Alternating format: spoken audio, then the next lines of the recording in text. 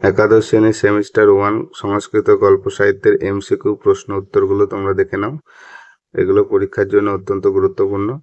আর সবার প্রথমে বলি, ভিডিওটা যদি তোমাদের হেল্পফুল বলে মনে হয় অবশ্যই চ্যানেলটা সাবস্ক্রাইব করবে, লাইক করবে এবং বন্ধুদেরকে শেয়ার করে দেবে। চলো তাহলে আজকের প্রথম প্রশ্ন, গল্প সাহিত্য সৃষ্টি হয়েছিল কারণ শিশুদের নীতিশিক্ষা প্রদানের জন্য।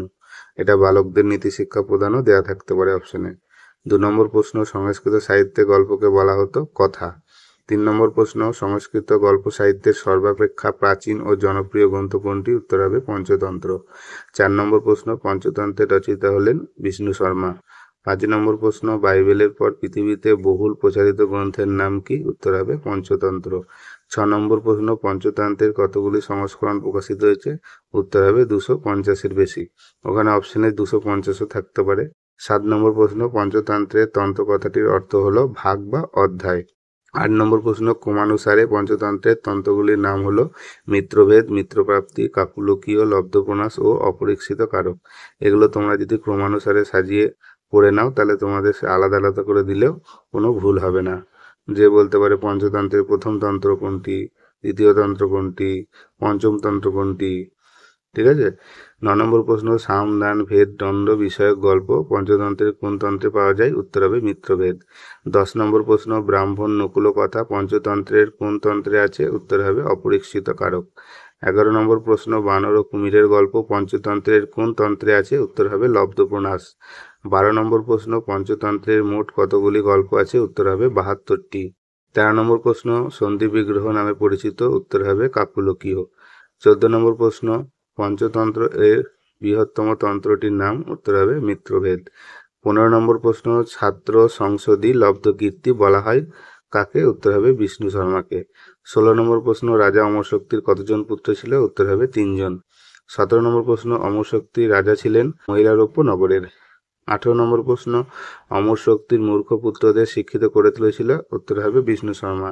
19 নম্বর প্রশ্ন, নিম্নের নাম সমূহের মধ্যে রাজা অমর শক্তির পুত্র নয়? উত্তর হবে পশু শক্তি। 20 নম্বর প্রশ্ন, খরগোশের বুদ্ধিতে সিংহের বিনাশ কোন তন্ত্রে রয়েছে? উত্তর হবে মিত্রভেদ। 21 নম্বর প্রশ্ন, হিতোপদেশের রচয়িতা হলেন? উত্তর হবে নারায়ণ শর্মা। 22 নম্বর প্রশ্ন, নারায়ণ শর্মা কোন রাজার সভাকবি ছিলেন? উত্তর হবে ধবলচন্দ্র। 23 নম্বর প্রশ্ন, হিতোপদেশের কতগুলি খণ্ড আছে? উত্তর হবে 4টি। 24 নম্বর প্রশ্ন, ক্রমানুসারে হিতোপদেশের খণ্ডগুলি হলো মিত্রলাভ, সুহৃদভেদ, বিগ্রহ, সন্ধি। 25 নম্বর প্রশ্ন, বীরবর কথা গল্পটি কোন গ্রন্থে পাওয়া যায়? উত্তর হবে হিতোপদেশ। 26 নম্বর প্রশ্ন, হিতোপদেশে মোট কতগুলি গল্প আছে? উত্তর হবে 43টি। 27 নম্বর প্রশ্ন, হিতোপদেশের কটি কাহিনী পঞ্চতন্ত্র থেকে নেওয়া হয়েছে? উত্তর হবে 25টি। 28 নম্বর প্রশ্ন, হিতোপদেশে রবিবারকে কি বলে উল্লেখ করা হয়েছে? উত্তর হবে ভট্টারক বার। 29 নম্বর প্রশ্ন, ইন্দুর ও সন্ন্যাসীর গল্প, ভৈরব ব্যাধের গল্প কোন অধ্যায়ে আছে? উত্তর হবে মিত্রলাভ। 30 নম্বর প্রশ্ন, নীল শৃগালের গল্প হংসবায়স কথা কোন অধ্যায়ে আছে? উত্তর হবে বিগ্রহ। 31 নম্বর প্রশ্ন, নারায়ণ শর্মা কোন রাজার ছেলেদের শিক্ষাদানের জন্য হিতোপদেশ রচনা করেছিলেন? উত্তর হবে সুদর্শন। 32 নম্বর প্রশ্ন, কথাশরীর সাগর কার লেখা? উত্তর হবে সোমদেবের লেখা। 33 নম্বর প্রশ্ন, সোমদেব কার সভাকবি ছিলেন? উত্তর হবে কাশ্মীর রাজ অনন্তদেবের। 34 নম্বর প্রশ্ন, সোমদেবের পিতার নাম? উত্তর হবে বামন ভট্ট। 35 নম্বর প্রশ্ন, কথাশরীর সাগরের কাহিনীর উৎস হলো বৃহৎ কথা। 36 নম্বর প্রশ্ন, বৃহৎ কথা গল্পগ্রন্থটি কার লেখা? উত্তর হবে গুণাঢ্যের। 37 নম্বর প্রশ্ন, কথাশরীর সাগরে কতগুলি লম্বক বা অধ্যায় আছে? উত্তর হবে 18টি। 38 নম্বর প্রশ্ন, কথাশরীর সাগরে কতগুলি তরঙ্গ আছে? উত্তর হবে 124টি।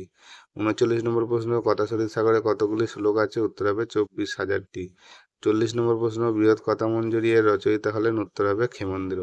এই 40টা গুরুত্বপূর্ণ বাছাই করা প্রশ্ন তোমাদের দিলাম, তোমরা ভালো করে পড়ো।